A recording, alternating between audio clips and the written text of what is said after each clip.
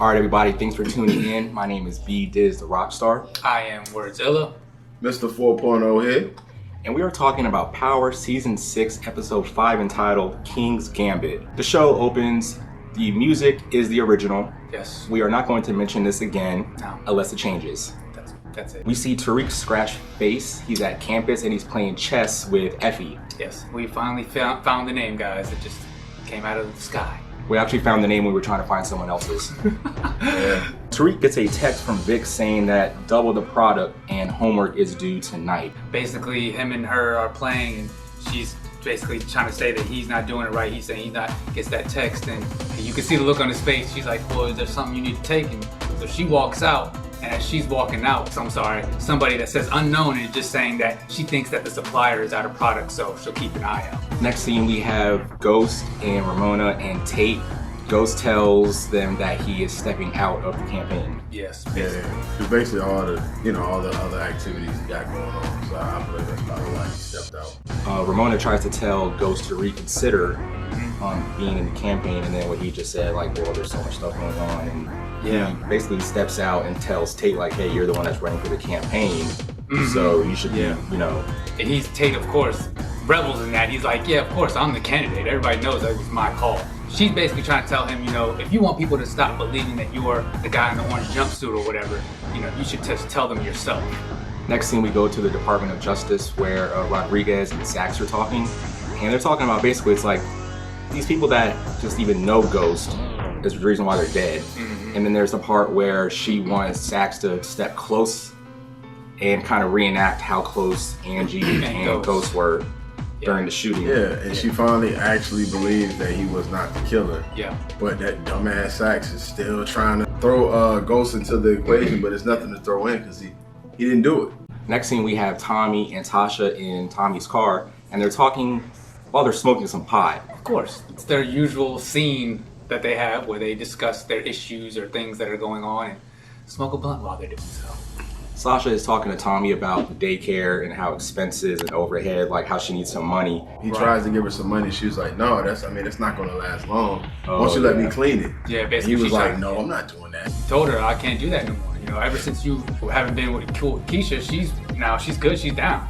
She knows how to do it now. You taught her. Next scene, we have Sax, and Sax wants some information from Dre. But while this happens, Sax shows that Dre's daughter is in a van, like, down the street.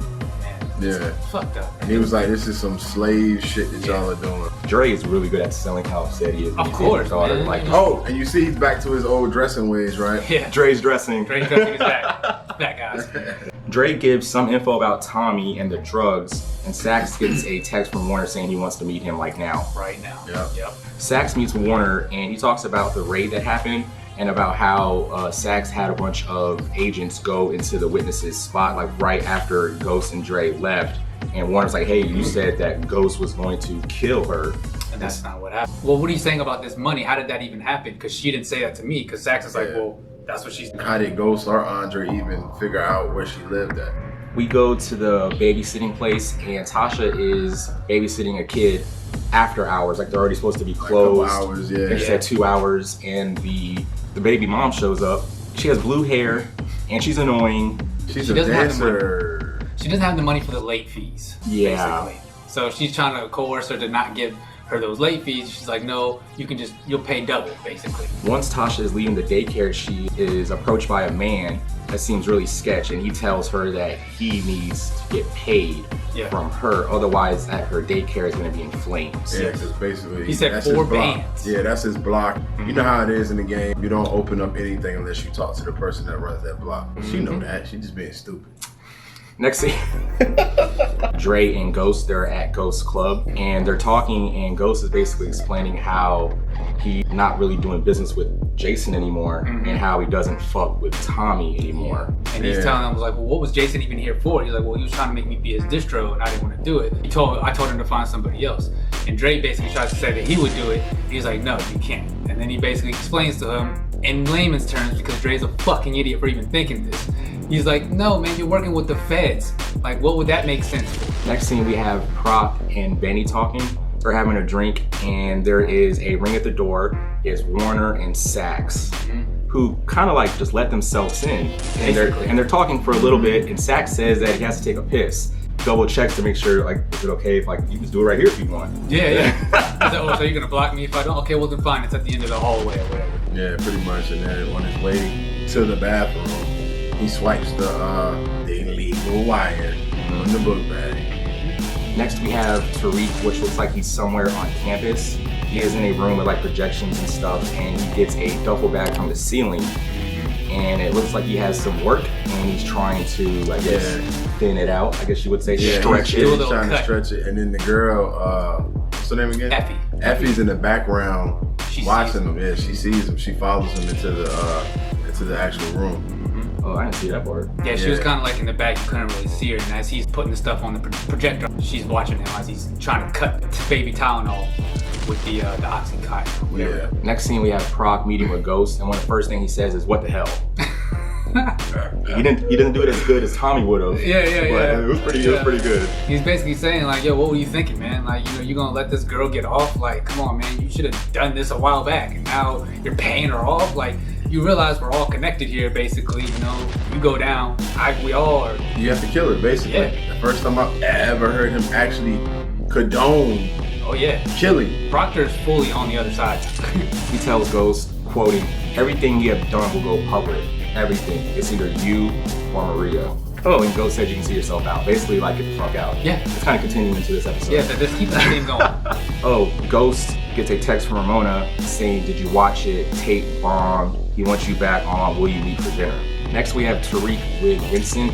Vincent flashes a gun in front of Tariq, puts him on a table. He tells Tariq he's been causing trouble and attention to his business. Basically, he does a line almost like Scarface. He says, "Don't you ever fuck me. Don't you try to fuck me." Yeah, and Tariq says, "Well, I'm a man of my word." So he gives him the duffel bag, he opens it up, he looks at it, he shakes it a couple of times, and he's like, "You are a man of your word." Next scene, we have Proc texting Benny saying, "I'm handling it." Tommy shows up behind him and puts a knife to his throat. And that's when he goes into explaining to him that, Ghost went and gave this girl money, and he's like, "Yeah, that's why you should have let me shoot her in the head when I had the chance, But he's basically telling him the same thing, like, "Yo, she's gotta go, man, because we're all implicated, we're all connected in this." Next, we have Tasha. She is shopping where she sees Keisha. Well, she's trying to return some clothes. Yeah. Unfortunately, she's not shopping. Yeah, unfortunately, she's doing the opposite of shopping. Oh, okay. Keisha sees Tosh, and Tosh says, "Wow, looks like the business is doing good." Well, they went back and forth. They were about Holly for a second. Yeah, and then she was just like, Holly got over her head. You be careful with Tommy. Don't get over your head. She says, "I got him on lock." Well, she also said that once all the negative energy got out, her business was going to be fine. Exactly. It was like a little like fuck you kind of a. That was good. Next we have Sax. He shows Proc some audio of Proc letting his baby mom die.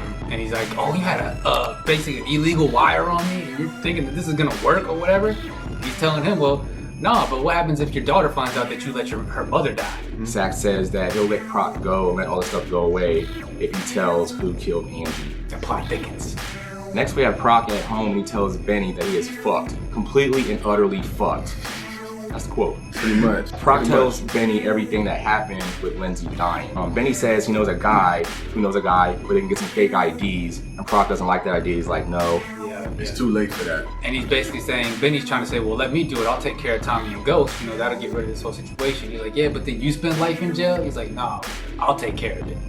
And they also talk about the laptop. Yeah, but he's saying he got rid of it because he had a connection to, I think it may have been Silver's murder, maybe. There was something in there that he was connected to via that. He says it just has a bunch of stuff that puts in there. I think that was, and I could be wrong, it might have something to do with that cop that got murdered a long time ago. I think it is. That laptop was supposed to be like his leverage over Tommy and Ghost. Right. But when he realized he was connected to some things. Yeah, and the fact their loyalty at the time was actually to him. Like they considered, because Ghost was like, "Well, you're like family now." So when he said that, that's kind of like, got rid of the laptop. He's like, "Well, I don't need it anymore. They're not gonna snitch on me." Proc says that he will handle the situation and he's not going to rat. Benny gives him a gun, which Proc takes. And they give each other a hug, and we zoom out a little bit, and it shows that the daughter probably heard everything they said. Yeah. Next we have Proc with Sax, and Proc refuses to sign a document. Because he's trying to tell him he's going to be a criminal informant. He said, "I'm not a criminal informant." so you're not gonna have me sign that. He's like, but if you get the indictment, then we'll go through with this. After being talked to, Proc does tell Sax that Tommy was the one that killed Angie. Yes, and he's like, no, that you're protecting him. And he was like, no, I can't. I'm not gonna perjure myself to fit some story you're trying to make up, because that's not. Sax is so like it's almost. Excuse my French when I say this, but it's almost like every time he thinks about Ghost, it's like his dick's getting hard or something. Like it's like he has like some. No, I'm serious, because it's like, so they conspired. They both was together to kill her. Like, dude, no, he didn't do it. Next scene, we show Tariq at campus. His door opens and it's the dean with a box of things, and Tasha's with him, and they tell Tariq they know he's dealing, and he's expelled. Of course, Tasha's trying to see if she can get him a second chance or whatever, and the dean says no, this was his second chance. Yeah, pretty much. And then as he goes and grabs his stuff, he sees that king chest was basically knocked down. Basically, her way of saying, I took down the king. I got you. Next scene, we have Ghost at his penthouse where Proc and his daughter show up, explain that they need to stay here for a little while. Yeah, because Proctor said that he was testifying for another Russian thing, a Russian guy. Some kind of like sex trafficker or something. Yeah, and he was like, the guy knows where my daughter lives, and I just need to stay here for a while. And Ghost was like, I'm not running a safe house. After that, they said a couple more things, and he was like, all right, that's fine. Tosh shows up. Ghost is like, well, what the hell are you doing here? And then it shows Tariq. And Tosh tells Ghost the update of what's going on and how Tariq was kicked out of school. And Tariq gets in his face and is telling him like, no, you're trying to tell me drugs are gonna ruin me. Looks like drugs helped you out. Look, it got you this nice place, this nice little outfit you wearing. Oh, that's Ghost and Tariq were like this close. Yeah. Ghost grabbed him, and Tariq's like, get your fucking off me. And then I said, let him go to his room. And then that's when Ghost was like, it's your fucking fault. Like, no. So Ghost is blaming Tosh, and Tosh is like, well, this is our fault. No, and it's actually not, because, well, I mean, he would have got exposed, but the fact that she used him to get to Kanan, basically set Tariq further down lane of, I'm gonna do this, I'm gonna be rebellious, my parents don't give a fuck about me, so why should I give a fuck about me? I'm gonna get my money. After that, it's kind of a funny moment. Proc shows up and he's like, I forgot my bag. I forgot my bag over there. Yeah. And then Tosh is like, oh, well, they're allowed to stay here and I can't even show up, and then she just leaves. Right after that, we have Proc with his daughter, and they're talking for a little bit. He gives her a gift, which is a necklace that has like a chip in it. He doesn't want her to mess with it, but he just wants her to like keep it. Yeah, he's saying, while I'm out here trying to protect you, you keep this to protect me. Next scene, we have Tommy and Tosh talking in his car again. She tells Tommy about Tariq being expelled, and she needs money. Yeah. And Tommy's like, no, I can't. I can't. After you ran into Keisha, she told me about it. She was pissed, so I can't do it. And then Tosh says, oh, is the pussy that good? And then he kind of smiles. Yeah, like, he did a little smirk, his little Tommy smirk. She brings up Holly, because she's like, you got to be careful with Keisha. She really prepared for this. He's like, oh no, she's in the game. She's good for it now, whatever. And she's like, well, you don't know that. So remember what happened when Holly got too deep, and he got that face and Tommy was like, does the stare, yeah, like you fucking bitch. And basically, it's another way of saying, you got to get the fuck out. Oh God, that's what Tasha does. She always says shit that thinks is gonna be good, and then she gets burned. Come on, you do it too many times. As soon as she gets kicked out and Tommy leaves, she runs into that guy again who wants his money. Zeke, the coke dealer. And they talk back and forth, and she said she's been asking around. She knows that he's a drug dealer. He's like, oh, so you gonna snitch on me? She's like, no, this is a business meeting. He's like, oh, it's like that? She's like, baby, you don't know me. He gives her a handful of drugs, which looks like coke. Yeah, he was like, you get rid of this, and then we'll talk. Next scene, we have somebody sneaking into a house. We don't know who it is for a little bit, but it does show that it's Tommy. Yes. And as soon as we know that it's Tommy, he hears something. He hides in the closet where the witness and Sax show up, and they start talking about the details that she kind of wants to change in her statement for the case. Yes, because she obviously didn't say anything about knowing who it was. She said she didn't know. Now she wants to change and say she did remember, she did see. Her blindfold kind of moved a little bit. Now she kind of. He's like, well, that's kind of an important detail. What makes you want to say that now? She's like, well, I need to put my brother's killers away. Like another witness that they have is Proctor. Yeah, because he said, he was like, I have another witness, Proctor, that's gonna help us too. Yeah. Tommy's in the closet like, Proctor. Yeah, that motherfucker. Sax says it's getting late. We can, follow up on this later. He leaves. As soon as he leaves, Tommy opens the closet door. Suddenly, there's a great red painting on the mirror. Because, basically, Tommy was like, oh, so you remember me. The blindfold slipped, huh? Mm-hmm. And then she was like, whatever she said. He just basically... He did an incredible abstract painting on the mirror. Shot her right here. Shooting, painting. Oh. That still don't make him a gangster, though. He's still a bitch ass. Oh, and he took the money. Yeah. See, that's why he's a bitch ass.